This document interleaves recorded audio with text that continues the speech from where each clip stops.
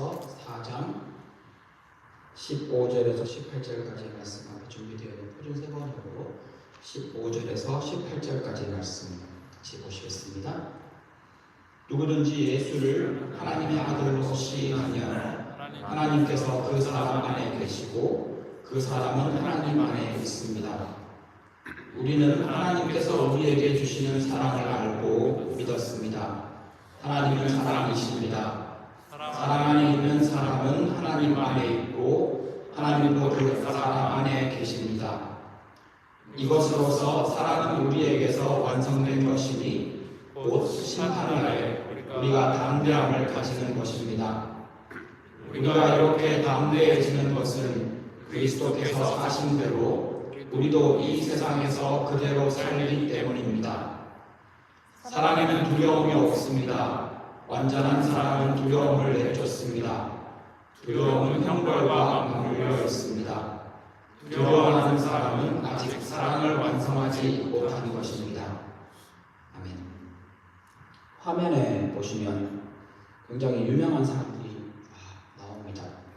이경규, 김구라, 김장훈, 김하늘, 유승수, 차태현, 신화의 전진, YG 엔터테인먼트의 양현석, 이병헌, BTS의 슈가, 강다니엘, 아이유까지. 이들의 공통점은 굉장히 유명한 연예인이기도 하지만 또한 공황장애를 겪었다라고 고백했던 사람들입니다. 고백한 사람만, 그리고 그중에 그냥 검색해서 빨리 나오는 사람만 제가 뽑아왔습니다. 한국뿐 아니라 외국의 유명인도 예외가 아닙니다.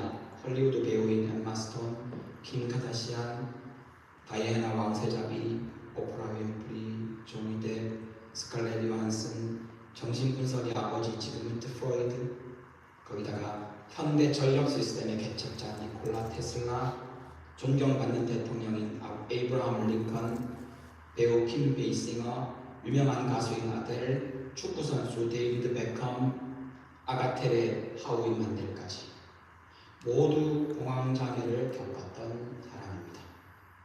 이들은 공황장애에 대해서 하나같이 공통적으로 이렇게 말합니다. 내가 살면서 경험할 수 있는 가장 무서운 공포였다. 내 인생을 살아오면서 가장 무서운 공포의 순간이 공황장애를 겪는 기간 동안에 수시로 나를 찾아왔다. 이들은 약한 사람이 아닙니다. 이들은 성공했습니다. 이들은 능력이 있고 그 분야에서 세계 최고의 자리에 선 사람들이 많습니다. 그런 그들에게도 불안과 공황은 찾아왔습니다. 시편 40편 2절에 보면 시인은 자기가 기가 막힐 웅덩이와 수렁에 빠졌다라고 고백합니다. 이 기가 막힐 웅덩이와 수렁이라는 표현은, 이 기가 막히다라는 이 표현은 혼돈이나 소음 때문에 힘들고 어렵고 혼란스럽다라는 의미와 함께 빠져나올 수 없는 소용돌이 치는 구덩이라는 의미를 가집니다. 움직일수록 빠져나오려고 애쓸수록 더 깊이 빠져 들어간다는 겁니다.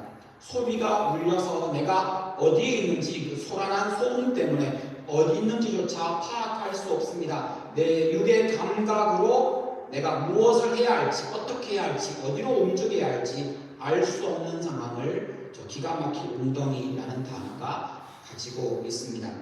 공황이 바로 그렇습니다. 갑자기 심장이 뜁니다. 그냥 미친 듯이 뜁니다. 그리고는 숨이 막힙니다. 죽을 것 같습니다. 실제로 이것 때문에 죽지는 않습니다. 그런데 죽을 것 같은 공포가 느껴집니다. 막연한 두려움이나 불안이 아닙니다. 몸이 지금 그렇게 반응합니다. 그 두려움과 불안이 급격하게 몇 분 안에 확 일어납니다. 도망치고 싶지만, 빠져나오고 싶지만 그럴 수 없습니다. 공황장애와 불안장애에 대해서 우리가 첫 번째 알고 있어야 될 이야기는, 공황은 약함의 증거가 아니라 인간 존재의 한계가 드러나는 자리입니다. 두려움과 불안은 단순히 감정이고 몸과 별거와는 상관없다라는 생각을 많이 할 때가 있습니다. 그냥 두려움이니까요. 그런데 실제로 하나님은 인간을 감정과 몸의 느낌을 통합하도록 창조하셨습니다. 보시는 화면과 같은 정신의학에서 말하는 불안장애의 진단 기준입니다. 저기에 나오는 중요한 표현 중에 하나가 6개월 동안 그 이상 그 과도한 걱정과 불안이 지속된답니다. 그것 때문에 건강이나 재정이나 가족이나 학업이나 관계에 그 걱정이 통제할 수 없을 만큼 막 일어납니다. 제가 가끔 말씀드리지만 이게 통제할 수 있으면 안 해야지 하고 안 할 수 있으면 제가 장애라고 부르지 않습니다. 우울한데 우울하지 말아야지 이렇게 해서 우울하지 않을 수 있으면 우울증이라고 부르지 않습니다. 저런 것을 통제하지 못하는 것 때문에 잠을 못 잡니다. 얼마나 괴롭겠습니까? 그리고는 때로는 이게 신체화되어서 몸의 근육이 과도하게 긴장이 됩니다. 이게 자주 몸의 근육이 긴장되다 보니까 만성적으로 긴장이 되어 몸에 경련이 일어나기도 합니다. 보통 쥐가 났다라고 말하는 상태가 지속되기도 합니다. 공황발작에 대해서는 이게 불안장애에 대한 이야기라면 공황장애에 대해서는 보시는 것처럼 저런 기준들을 적용합니다. 지속적인 불안의 문제가 불안장애라면 공황장애는 짧고 강렬한 공포의 폭발입니다. 그래서 이걸 부를 때 공황발작이라고 부릅니다. 발작이라고 얘기하니까 여러분 아시는 간질 같은 발작하고는 조금 다릅니다. 간질 발작은 신경계통의 발작이기 때문에 몸이 그 자리에서 넘어진다든지 뒤틀린다든지 그럴 수 있지만 이 공황 발작은 혹시 분노 발작이라는 말을 들어보셨습니까? 여기에 사용하는 발작은 몇 분 만에 밑바닥에서 최고조까지 순식간에 올라가 버릴 때 발작이라는 단어를 씁니다. 분노 발작은 그냥 평온하고 괜찮다가 몇 분 만에 폭발해 버리도록 화를 냅니다. 여러분 주변에 그런 사람 혹시 보셨을 수 있습니다. 혹시 여러분의 부모님이 그런 분일 수도 있습니다. 멀쩡하게 잘 있다가 갑자기 막 밥상을 엎어버리고 물건을 집어던지고 그거 분노 발작입니다. 그것처럼 공황 발작은 그냥 평온하게 가만히 있다가 갑작스럽게 몇 분 만에 최고조 그 강렬한 공포가 몸을 뒤덮어 버립니다. 그걸 공황발작이라고 부릅니다. 그때 나타나는 신체 현상이 보시는 것처럼 나열되어 있는 여러 가지 기준들 중에 4가지가 해당되는 그 진단을 내린다고 합니다. 심계항진은 심장이 미친 듯이 뛰는 겁니다. 이유가 없습니다. 운동했기 때문이 아닙니다. 그냥 갑자기 심장이 뛰기 시작합니다. 그러다가 춥습니다. 떨립니다. 근육이 막 떨리기 시작합니다. 숨이 가빠옵니다. 숨을 쉴 수 없을 것 같습니다. 질식감을 느낍니다. 가슴이 아픈 사람도 있습니다. 아예 막 어지러워서 넘어집니다. 그리고는 비현실감. 이게 내 몸이 아닌 것 같습니다. 공중에 붕 떠 있다고 느끼는 사람도 있고 물속에 빠졌다고 느끼는 사람도 있습니다. 통제력을 상실할 것 같은, 이러다가 내가 나를 놓아버릴 것 같은, 놓쳐버릴 것 같은 두려움이 듭니다. 그리고 죽음의 공포를 느낍니다. 이게 내가 의지했다거나 상황이 그랬다는 게 아닙니다. 그냥 갑자기 이런 일이 일어나서 몇 분 안에 이렇게 진행이 됩니다. 이 일에 깊이 관여하는 뇌 기관이 있습니다. 뇌 편도체라고 불리는 기관은 본래의 기능은 몸에서 특별한 위기 상황이 생겼을 때 알람을 보내는 겁니다. 이 신호가 신체의 반응으로 나타납니다. 그래서 이 편도체는 굉장히 중요한 몸의 알람 기능입니다. 그런데 공황장애는 이 알람이 오작동한 겁니다. 혹은 과작동을 한 겁니다. 폭발적인 이 공포가 반복적으로 경험된다는 것이 진짜 무서운 겁니다. 더 무서운 것은요, 또 오면 어떡하지? 라는 얘기 불안이 지속된다는 겁니다. 지금은 괜찮은데 내가 저기 갔을 때 사람들 많은 곳에서 또 내가 그 공포가 나를 덮쳐버리면 어떡하지? 그 얘기 불안 때문에 행동의 변화가 생깁니다. 밖에 나가지 못하기도 합니다. 사람을 만나는 것이 두렵기도 합니다. 어떤 특정 장소에서 그런 일을 경험했다면 그와 유사한 장소에 가지 않으려고 합니다. 너무 당연하지 않겠습니까? 여기서 한 가지 이해해야 합니다. 경보가 울렸다고 해서 집이 무너지는 것은 아닙니다. 집에 파이어 알람이 울었다고 해서 집이 다 불타버리는 것은 아닙니다. 그게 아닐 수도 있기 때문입니다. 몸은 위험을 외칩니다. 맞습니다. 분명히 몸은 그렇게 작동을 했습니다. 그러나 우리가 기억해야 될 것은 하나님의 사랑은 여전히 안전을 선언한다는 겁니다. 공포가 리얼한 팩트는 아닙니다. 물론 그렇게 내가 느낀다는 그 공포는 분명 사실입니다.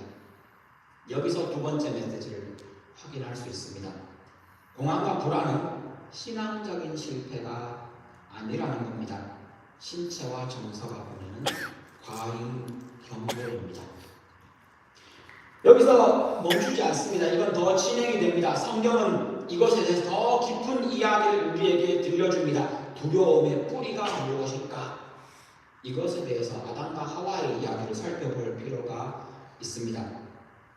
아담과 하와가 하나님을 버리고 하나님의 말씀을 버리고 사탄을 따랐을 때 그들은 선악을 알게 하는 나무의 열매를 먹고 난 다음에 그들의 마음이 죄책감을 느낀 수준이 아니라 신체적인 느낌의 변화가 생겼습니다. 창세기 3장 10절에 나오는 이야기입니다. 그들은 부끄러움과 두려움을 느꼈습니다. 이게 죄의 결과입니다. 그러므로 죄인인 우리 모두는 이 수치심과 두려움을 일상에서 늘 겪습니다. 그리고 우리의 몸도 그렇게 반응합니다. 다른 말로 따지면 바꾸면 우리 모두 공황장애에 걸릴 모든 조건을 다 갖추고 있습니다. 특정한 사람에게 일어나는 일이 아니라는 겁니다. 오늘 본문 말씀에 보면 4장 18절입니다. 두려움이라는 단어의 표현이 4번이나 나옵니다. 그 두려움이 사람 안에는 두려움이 없다. 이 사랑이라는 단어 우리가 잘 아는 아가페입니다. 이 두려움이라는 단어가 포비아라고 하는 여러분 두려움을 나타내는 한 단어인 그 원언어입니다. 포버스라고 하는 그리스어 단어입니다. 이 두려움은 단순한 놀람이 아니라 위협 앞에서 공포를 느끼는 것을 말합니다. 포비아입니다. 왜냐하면 이 사랑 안에서 두려움이 없다는 이 말은 완전한 사랑은 두려움을 쫓아내버린다고 말합니다. 완전한 사랑은 두려움을 쫓아버립니다. 이 완전하다라는 표현에 아가페라는 말이 앞에 붙어있는 이 완전하다라는 말은 완벽이 아니라 목적을 달성했다라는 뜻입니다. 목적을 달성한 사랑은 두려움을 쫓아버립니다. 목적을 이루어낸 사랑은 두려움을 쫓아냅니다. 그 사랑이 어디에서 목적을 달성한 겁니까? 어디에서 완성된 겁니까? 요한복음 19장 30절에 예수님이 말씀하십니다. 내가 다 이루었다. 여기 다 이루었다는 표현과 앞에 나오는 완전함이라는 단어의 어근이 똑같은 종류의 단어입니다. 요한은 이 예수님이 다 이루었다라고 하는 단어를 가져와 완전한 사랑이라고 표현하고 있는 겁니다. 십자가는 그 언약의 목적을 다 이루었습니다. 무슨 말입니까? 우리를 온전히 구원하기에 충분히 우리를 그 죄로부터 두려움으로부터 불안으로부터 수치심으로부터 우리를 구원해내기에 다 그 목적을 이루어낸 사랑이라고 말합니다. 그러므로 이 세 번째 메시지를 우리는 도출해낼 수 있습니다. 공황의 반대는 강해짐이 아니라 십자가에서 완성된 사랑 안에 거하는 겁니다. 내가 강해지겠다 라는 것으로 공황을 이길 수 있지 않습니다. 못 이깁니다. 내가 강해지면 공황이 오지 않느냐? 아니요. 그런 종류가 아닙니다. 우리 모두에게는 두려움과 불안에 대한 염려 혹은 그것을 만날 수 있는 가능성이 있지만 어떻게 그리스도인은 이것을 이겨나가고 그것을 넘어설 수 있습니까? 완성된 목적을 달성한 예수 그리스도 하나님 아버지의 사랑 안에 거할 때 이 사랑은 완전히 회복될 수 있습니다. 현대 정신분석학 중에 하나인 대상관계 이론에서는 이 공황을 이렇게 표현합니다. 안전한 대상이 사라졌다고 느끼는 순간 발생한다. 안전한 대상이라는 이 단어는 여러분 머릿속에 여러분을 항상 따뜻하게 대해주는 사람. 어린아이로 따진다면 엄마, 부모, 나의 주 양육자, 항상 그 사람 앞에 어린 양 피울 수 있었다. 여러분의 일생 내내 여러분의 부모님이 그런 사람일 수는 없을 겁니다. 부모님도 불완전한 사람이니까. 적어도 어릴 때 여러분이 경험했던 울면 젖 먹여주고 기저귀 갈아주고 안아주고 나를 케어해준 그 부모, 그 양육자 말입니다. 그 안전한 대상을 통해서 이 세상 살만하구나 라고 몸으로 느꼈던 그 대상이 사라져버리는 순간 찾아오는 공포가 공황장애 그 공포의 뿌리라고 말합니다. 이 불안, 이걸 어떤 사람은 분리불안이라고 부릅니다. 이 불안이 어른이 되면 공황이라는 이름으로 우리에게 찾아올 수 있습니다. 내적인 안전기지가 무너졌다고 느끼는 순간 몸이 무서움에 두려움에 반응하면서 경고 알람을 보내는 겁니다. 그게 공황이며 불안입니다. 그런데 요한복음 4장, 요한일서 4장 15절 오늘 본문 말씀에서 하나님이 예수 믿는 우리 안에 계신다라고 표현합니다. 이 계신다, 거하다라는 말은 들락날락하면서 잠시 머물다가 나갔다가 볼일 보러 나갔다가 또 들어왔다가 이런 얘기가 아닙니다. 항상 그 자리에 자리를 잡고 함께 쭉 계속 계신다는 뜻입니다. 예수 믿는 여러분, 4장 15절의 말씀을 기억하십시오. 우리가 심지어는 불안을 느끼는 그 순간에도, 심지어는 죄의 행동을 하는 그 순간에도, 심지어는 하나님 앞에 이런 생각해도 괜찮은가? 라고 하는 그 생각할 때에도 하나님은 예수 믿는 우리에게 하나님은 단 한 번도 떠나신 적이 없습니다. 물론 근심하고 걱정하셨겠지만 단 한 번도 우리를 떠나신 적이 없습니다. 우리 손을 놓으신 적이 없습니다. 쭉 계속 우리를 붙들고 계셨고 우리 안에 계십니다. 여기 이 네 번째 메시지를 들어보십시오. 공황은 혼자 있다고 알리지만 복음은 함께 거하신다고 선언합니다. 여러분 늘 기억하셔야 되는 말입니다. 단 한순간 우리는 혼자 있었던 적이 없습니다. 예수 안에서. 근데 공황은 무슨 메시지를 전합니까? 불안은 무슨 메시지를 전합니까? 내가 컨트롤 할 수 없어. 너는 혼자야. 너를 도와줄 사람이 없어. 너는 이렇게 있다가 죽을 거야. 라는 메시지를 전하고 있습니다. 복음은요, 아니야. 하나님이 늘 너와 함께 하셔. 이전부터, 지금도, 앞으로도. 여러분 중에 공황장애를 겪고 계신 분이 계십니까? 앞으로 혹은 여러분의 인생을 살아가면서 공황장애를 겪게 되실 분도 이전에 계실 것 같습니다. 혹 겪게 되신다면 그 무서운 공황이 찾아왔을 때 무엇을 해야 할까요? 제가 이 말씀을 준비하며 제 몇 년 전에 있었던 사건을 떠올리게 됩니다. 그때를 지나오면서도 그때 그것이 공황이라고 하는 것을 몰랐습니다. 제가요. 몇 년 전에 한국을 방문했습니다. 가족들과 놀이동산에 갔었습니다. 언제 한번 갔다 와서 제가 나누었던 이야기입니다. 저희 집 아이들이 참 좋아할 나이지 않습니까? 놀이동산. 그래서 저도 20, 30대 때 롤러코스터를 타려고 무더니도 갔었고 연속으로 정말 사람들은 무서워서 못한다고 말하는 그걸 3번, 4번을 타고 하루 종일 놀이동산에서 시간을 보냈던 기억이 있습니다. 저 좋아합니다, 놀이동산. 그래서 몇 년 전에 갔을 때 한국에서 제일 높은 곳까지 올라갔다가 떨어진다고 하는 스카이로이라고 하는 놀이기구를 탔습니다. 신나야 하잖아요. 몇 년 만에 타는 겁니까? 의자에 앉고 앞에 바가 내려오고 묻겠습니다. 올라갑니다. 15m까지는 괜찮았습니다. 그 다음 이상합니다. 손이 저리기 시작합니다. 30m, 제가 한 103m까지 100m 정도까지 올라간대요. 30m, 40m. 제 머릿속에 드는 생각은 온통 한 문장밖에 안 떠오릅니다. 이건 아니야. 이건 아니야. 지금이라도 소리 질러서 안 내려달라고 얘기해야 될 것 같아요. 막 오금이 저리기 시작합니다. 심장이 벌렁거립니다. 땀이 납니다.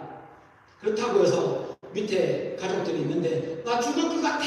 라고 내려달라고 소리칠 수 없는, 근데 정말 미친 듯이 심장은 뛰고 땀은 나고 근육은 경직되어 오고 숨이 가빠오면서 힘들어집니다. 지금이라도 소리 질러서 이거 멈추고 나 내려달라고 말해야 되나? 라고 몇 번을 망설입니다. 아마 제 기억에 6, 7번은 손을 들었던 것 같아요.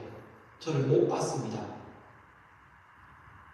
나이 50이 넘어서 제가 울 뻔했습니다. 그리고는 그게 와서 그냥 웃으면서 그 다음에 제가 한국 갔다 와서 설교 시간에 이 얘기를 하면서 무서웠습니다 이렇게 말했는데 그 기억이 잊혀지지 않습니다. 그리고 가끔씩 떠오르고 스쳐 지나가듯이 느낄 때가 있습니다.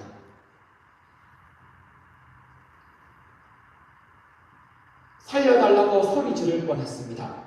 죽을 것 같았습니다.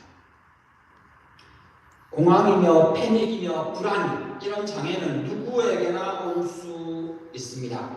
여러분 그때 여러분에게 찾아왔을 때 기억하셔야 되는 것이 한 가지 있습니다. 혹은 지금 공황장애를 혹은 불안장애를 겪고 계신다면 이 몇 가지를 꼭 기억하십시오.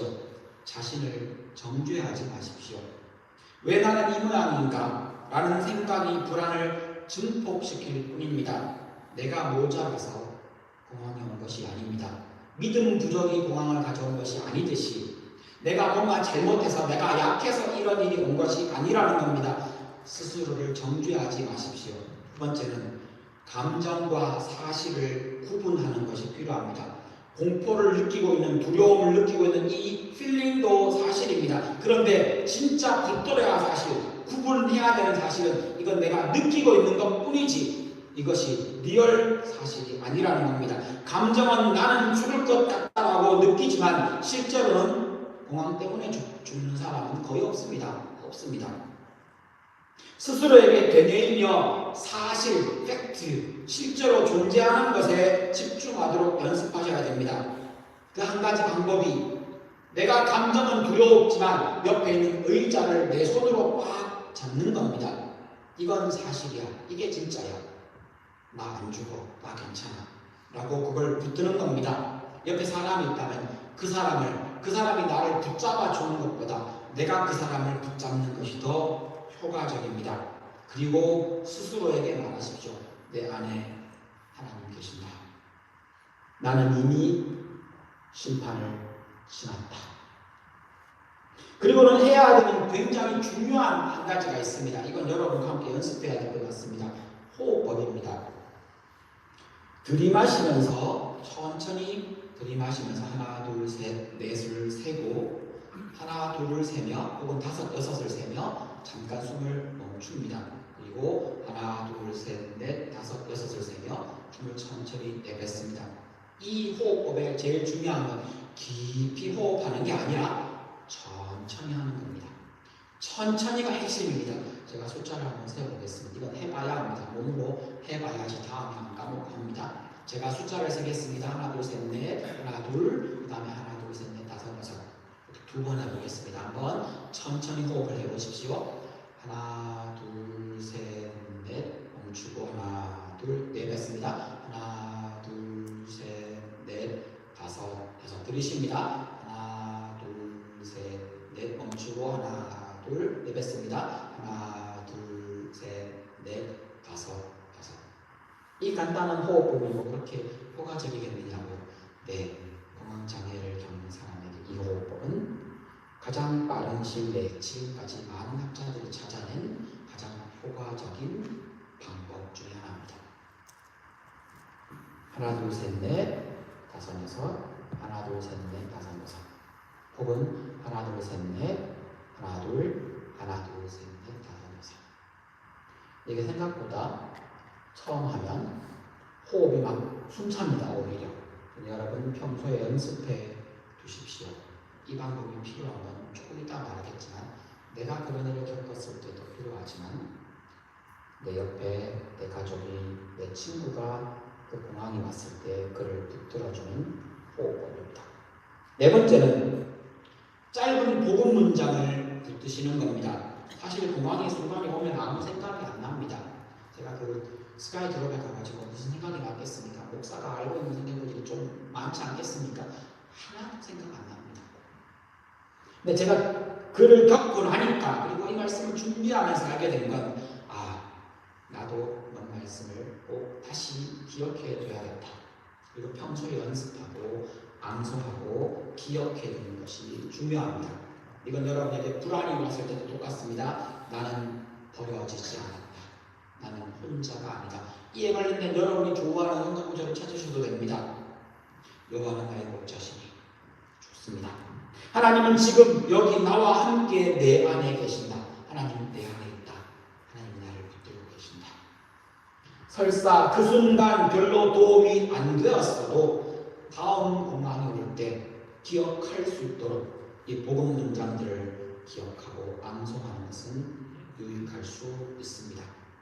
5번째 메시지입니다. 감정은 파도이지만 예수님은 밭입니다. 감정에 흔들리고 감정에 휩싸여버리면 붙잡을 수 없습니다. 예수님은 그 흔들리는 중에 나를 붙들어주는, 나를 고정시켜주는 밭이라는 것을 기억하셔야 됩니다. 2011년에 한국에서 조사를 했습니다. 100명 중에 0.6명이 공황장애를 경험했다라고 답을 했습니다. 2011년도입니다. 10년이 지난 다음에 2021년에 하니까 우와, 770%가 올랐습니다. 100명 중에 8명이 공황과 불안장애를 경험했다라고 표현합니다. 지금 2026년 5년이 지났습니다.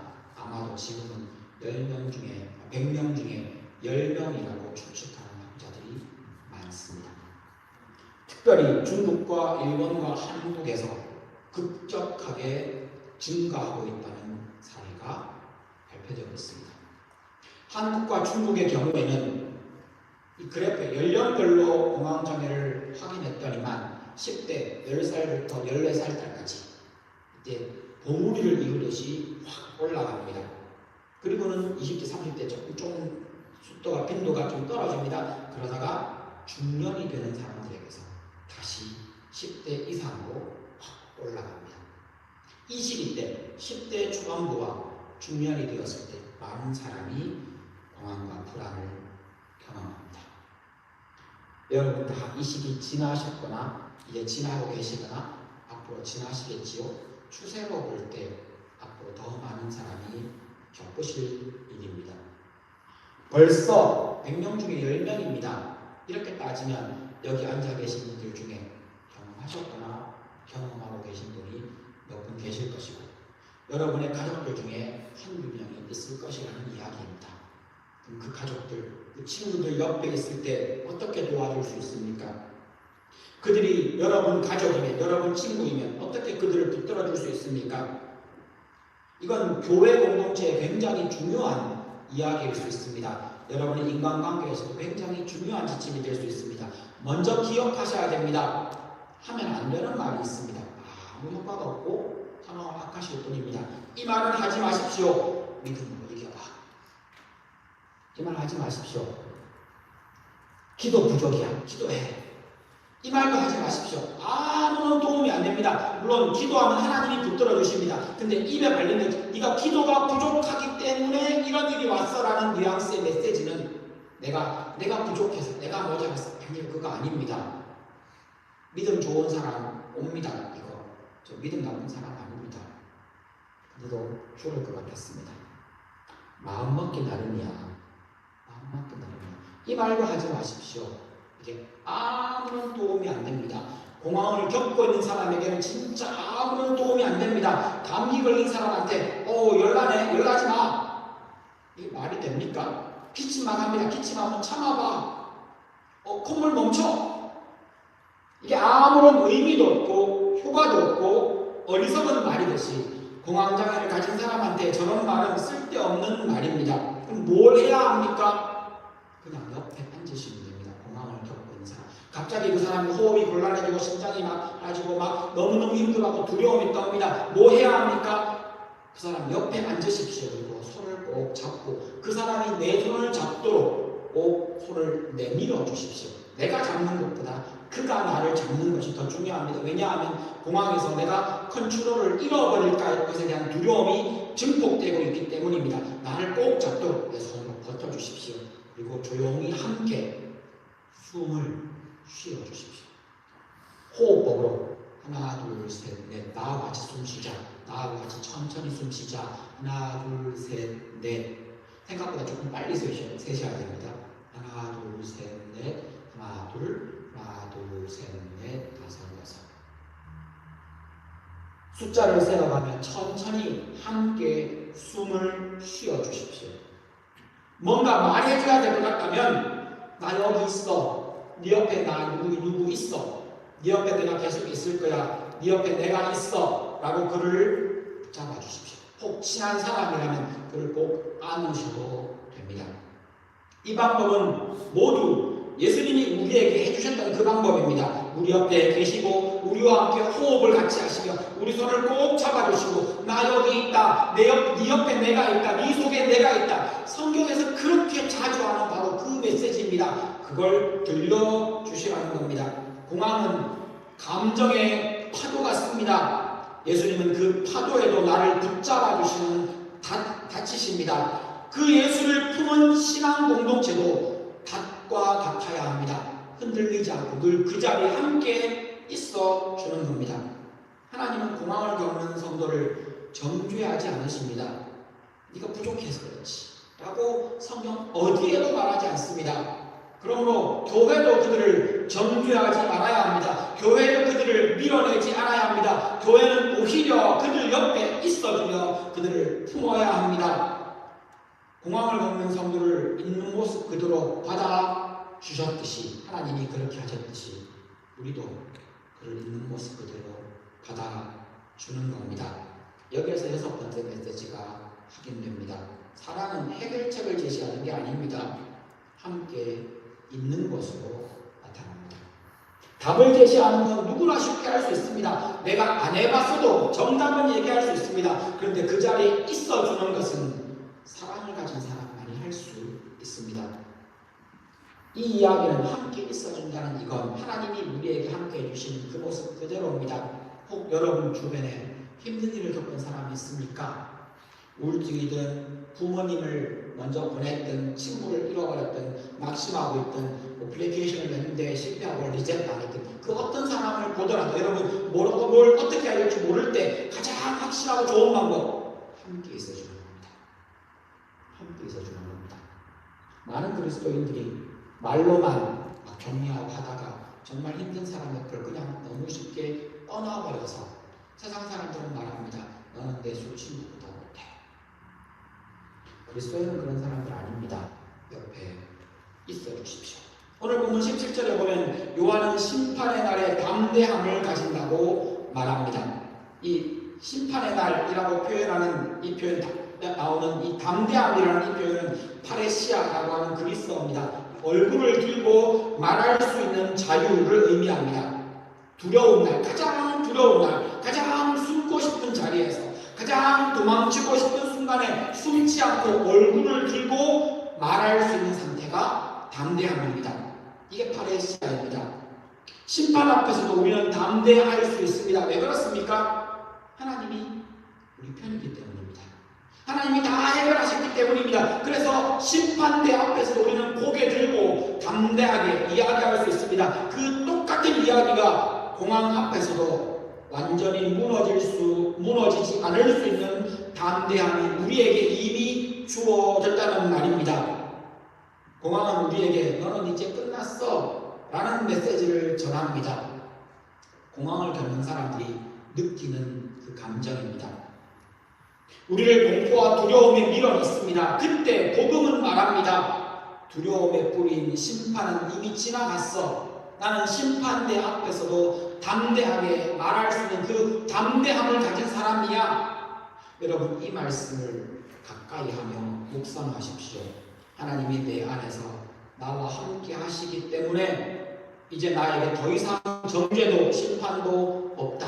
내가 두려워할 것은 없다.